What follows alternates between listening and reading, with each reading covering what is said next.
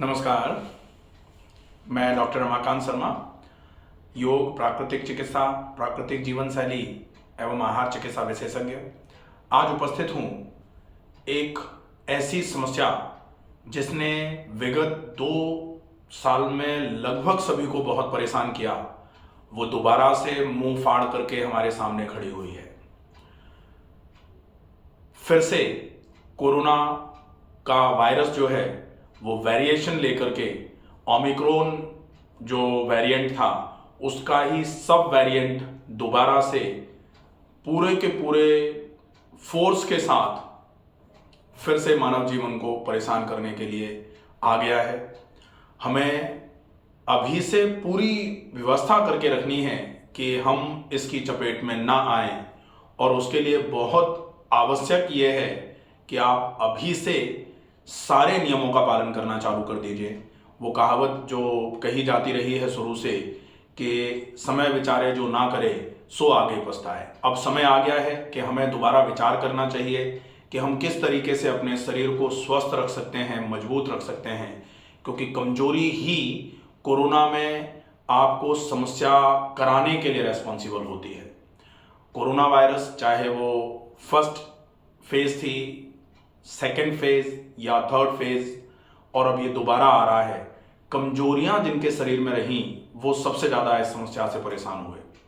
कैसे कमजोरियों को दूर कर सकते हैं, शरीर में रोग प्रतिरोधक क्षमता किस तरीके से बढ़ी हुई बनी रहे, ये कैसे हो सकता है, इसके लिए बहुत आवश्यक है कि आप अपने शरीर को पूरे तरीके से साफ रखिए, शुद्ध रखिए और कोशिश करिए अच्छा भोजन सही समय पर, अच्छा व्यायाम नित्य प्रतिदिन करना है।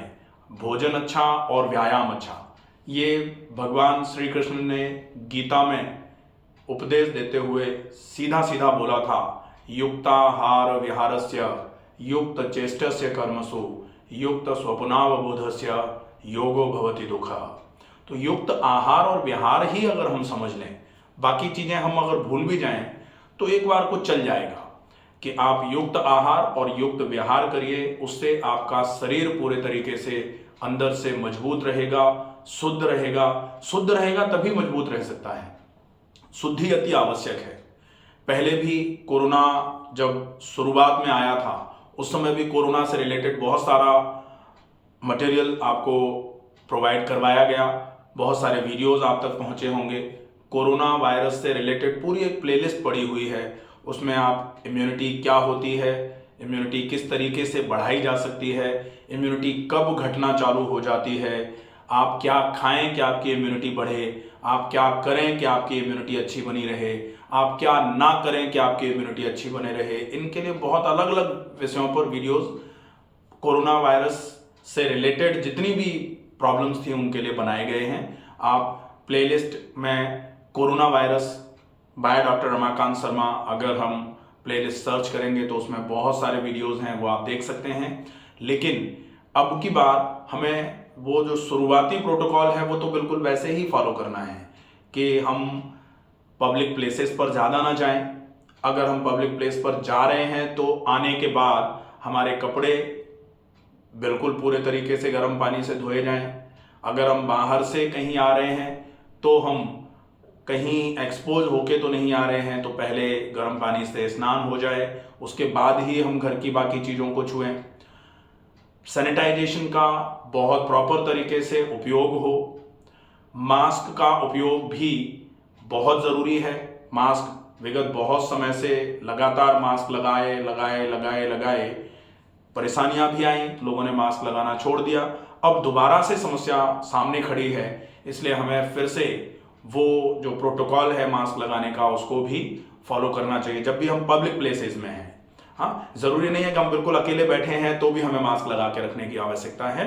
अगर हम पब्लिक प्लेस में हैं, पब्लिक हमारे आसपास है और 1.5 मीटर की दूरी जो है वो अगर हम मेंटेन कर ले रहे हैं, ऐसी स्थिति में अगर आप अपने आप को मेंटेन करेंगे तो आप इस वेरिएंट से, जो सब वेरिएंट है ओमिक्रॉन का, इससे बच सकते हैं।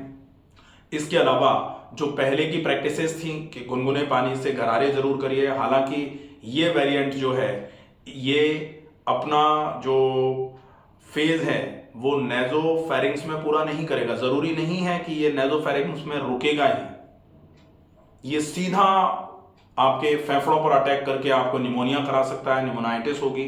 और इसमें यह भी जरूरी नहीं है कि आपको ब्रेथलेसनेस हो या फिर आपको फीवर आए, ये आपको निमोनिया करा करके एकदम से ऑक्सीजन सैचुरेशन को कम करेगा और आपका जो सीटी स्कोर है वो वीक करेगा। उसकी वजह से रेस्पिरेटरी इमरजेंसी आएगी और जिसकी वजह से बहुत सारी समस्याएं स्वास्थ्य से संबंधित हो सकती हैं।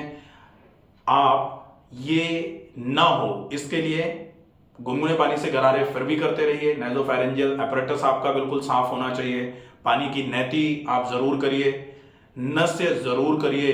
डीप ब्रीदिंग, खुली हवा में जाकर के जहां कंटेमिनेशन ना हो एयर में, वहां जाकर के लंबी गहरी सांस भरना, भरी गई सांस को धीरे धीरे करके छोड़ना, जिससे आपके फेफड़ों की एफिशिएंसी बहुत अच्छे तरीके से बढ़ी रहेगी। फेफड़ों की एफिशिएंसी जिनकी अच्छी रहेगी वो धीरे धीरे करके निमोनिया या फिर जो भी लंग्स से रिलेटेड डिसऑर्डर्स होते हैं उनसे रेस्पॉन्स लंग्स का अच्छा रहेगा, तो ये समस्याएं आपको प्रॉब्लम नहीं कर पाएंगी। साथ में आप एक तो सफेदे की भाप जरूर लीजिए। सफेदे की भाप के साथ में हल्के गर्म पानी में पैर डालने की प्रैक्टिस जो है वो जरूर रखिए। रात को सोने से पहले हल्का गर्म पानी बाल्टी में भर के उसमें पैर डाल के बैठें, पैरों को निकालें, 10 मिनट के बाद पैरों को पोंछें और फिर सोएं। नाक में गाय का घी या बादाम रोगन तेल ये जरूर, नस्य की प्रैक्टिस बहुत जरूरी है क्योंकि बहुत सारे लोगों की नाक बंद होती है। नाक जिनकी बंद है उनके तो वैसे भी ऑक्सीजन की डिप्राइवेशन हो जाती है। ऑक्सीजन की कमी के चक्कर में शरीर में रोग प्रतिरोधक क्षमता दिन प्रतिदिन कम होती चली जाती है। इसलिए हमें ऑक्सीजन की कमी ना हो, नाक बंद ना हो, इसके लिए नस्य जरूरी है। नस्य में नाक में गाय का घी या बादाम रोगन तेल आप रेगुलर उपयोग में लीजिए। रात को सोने से पहले तो जरूर, संभव हो जाए तो दिन में 2 बार या 3 बार भी नाक में गाय का घी या बादाम रोगन तेल या अणु तेल या सठबिंदु तेल भी आयुर्वेद में आता है, आप उसका भी उपयोग कर सकते हैं। इसके अलावा अब आती है बारी खाने पीने में आपको क्या खाना चाहिए। तो खाने पीने में आपका जो रूटीन है उसमें आपको ज्यादा पानी पूरे दिन में, ये विशेष ध्यान रखना है, खूब सारा पानी पीना है। पानी, अगर आपको खांसी जुकाम या गला खराब ऐसा कुछ है तो आप गुनगुना पानी पिए, बाकी सादा पानी पिए। खट्टी और ठंडी चीजों से परहेज करिए, जो आपको खांसी या जुकाम करा सकती हैं ऐसी चीजों से बिल्कुल दूर रहिए। आइसक्रीम है, कोल्ड ड्रिंक है, अभी वैसे सीजन भी नहीं है इसका, लेकिन बहुत सारे लोग शौकीन होते हैं, शादियों में जा रहे हैं, कहीं आइसक्रीम का स्टॉल लगा हुआ है, लाइए आइसक्रीम भी खा लेते हैं। कोल्ड ड्रिंक अवेलेबल है तो कोल्ड ड्रिंक पी लेते हैं, तो इससे बिल्कुल दूर रहा जाए, ये बहुत आवश्यक है। छाछ और दही भी अगर आप बहुत लेते हैं या बहुत शौक है आपको लेने का तो लगभग 2 बजे के पहले पहले आप इसको लेके खत्म करिए। 2 बजे के बाद आप ये भी ना लें। बहुत मोटे आटे की रोटी कोशिश करें, ज्वार की रोटी, अभी सर्दियों का मौसम है, ज्वार बाजरा भी चल सकता है, जिनको बहुत एसिडिटी है वो बाजरे की रोटी ना खाएं। ज्वार की रोटी बहुत अच्छे तरीके से खाई जा सकती है। जौ की रोटी खा सकते हैं, या फिर अगर गेहूं की रोटी खाते हैं तो बहुत मोटा आटा हो, सब्जी की मात्रा बहुत ज्यादा हो, जिसमें चिकनाई और मसाले, नमक कम से कम हो, मात्रा सब्जी की ज्यादा से ज्यादा मात्रा में खानी है। सीजनल फ्रूट्स जो भी हैं वो उपयोग में लिए जा सकते हैं। सलाद का उपयोग ज्यादा से ज्यादा मात्रा में हो। जिनको गैस बनती है वो रोटी के साथ सलाद ना खाएं, खाने के साथ सलाद ना खाएं। बाकी जिनको गैस नहीं बनती है वो भी कोशिश करें कि 40 मिनट पहले ही सलाद खा के खत्म कर लें। अगर साथ में ही खा पाते हैं, बहुत सारे लोग कहते हैं कि हमारे पास टाइम नहीं होता, बार बार इतना टाइम नहीं निकल पाता कि पहले सलाद खाएं फिर 40 मिनट के बाद फिर लंच लें, तो भी आप सलाद को स्टीम करके या बॉइल्ड सैलेड आप खाने के साथ खा सकते हैं। रॉ सैलेड आपको खाने के साथ नहीं खाना चाहिए। एक फूड प्रिंसिपल होता है, never mix cooked and uncooked diet, पका हुआ और कच्चा खाना एक साथ नहीं खाना चाहिए। उसको फॉलो करेंगे तो आप डाइजेस्टिव डिसऑर्डर से बच जाएंगे। पाचन तंत्र अगर आपका मजबूत रहेगा तो धीरे धीरे करके आपके सारे के सारे तंत्र मजबूत बनेंगे, और सारे तंत्र अगर एक दूसरे के साथ कोऑर्डिनेट करके काम करते रहेंगे तो आपकी इम्यूनिटी बहुत अच्छी बनी रहेगी। आशा है ये सिंपल सी चीजें हैं, ये चीजें आपको समझ में आई हैं। आप इनका फॉलोअप समय रहते चालू कर दीजिए, ताकि ये जो दोबारा कोरोना का कहर आने वाला है ये हम तक पहुंचने से पहले ही रुके। हम सब अपने आप को गार्ड कर लें, प्रोटेक्ट कर लें, ताकि ये आए भी तो हमको नुकसान ना पहुंचा पाए। आएगा तो जरूर, आ रहा है, अभी पेपर्स में देख रहे हैं आप, लगातार न्यूज़ आ रही है कि चाइना से फिर से कुछ केसेस भारत में भी आए हुए हैं। भारत में भी 3 केसेस तो कल की डेट के ही थे। आज अगर शाम तक का और अपडेट आएगा तो देखें कितना बढ़ रहा है। हमें इस पर नहीं पड़ना है कि ये राजनीति है या फिर जो भी है, लेकिन अगर पिछली बार भी बहुत समस्याएं आई, हमारी नैतिक जिम्मेदारी होती है कि हम सुरक्षित तो हो जाएं। भाई किसी ने कहा कि शेर शहर में आ गया है, शेर शहर में आ गया है और हम लापरवाह होके रोडों पर घूम रहे हैं और ये सोचते हुए नहीं किसी ने अफवाह फैलाई है। तो अगर अफवाह भी फैली है तो भी आपको सजग तो हो ही जाना चाहिए, तो आपको जागरूक तो हो ही जाना चाहिए कि बाई चांस अगर आ गया है तो आप प्रोटेक्टिव वे में बाहर निकले हैं, प्रोटेक्टिव वे में बाहर निकले हैं। अगर सामना होता है शेर से तो आप प्रोटेक्टिव वे में हैं, आप अपने आप को बचा पाएंगे। लेकिन आप बिल्कुल आंखें बंद करके, आंखों पर पट्टी लगा करके रोड पर टहल रहे हैं और बाई चांस कहीं ये अफवाह ना सच हुआ तो प्रॉब्लम में आ जाएंगे।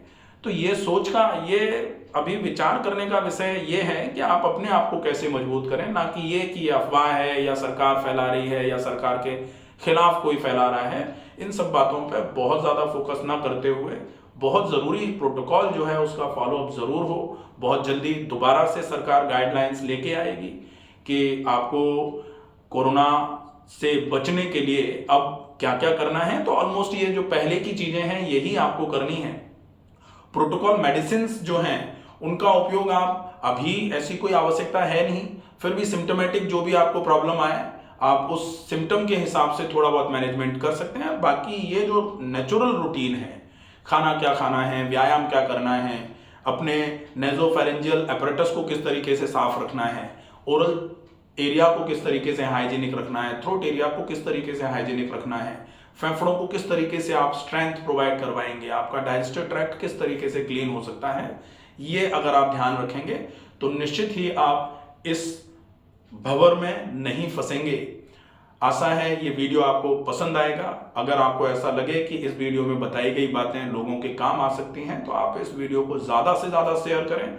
अगर आपको कोई चीज़ समझ में नहीं आ रही है या आप कुछ और पूछना चाह रहे हैं तो कमेंट बॉक्स में आप पूछ सकते हैं, या फिर अगर आप किसी विषय पर वीडियो चाह रहे हैं तो आप वो विषय लिख करके भेज सकते हैं, आपको उस विषय पर वीडियो अपलोड करी जाएगी। आशा है सुरक्षित होंगे, स्वस्थ होंगे, आगे भी स्वस्थ बने रहें, ऐसी कामना के साथ नमस्कार।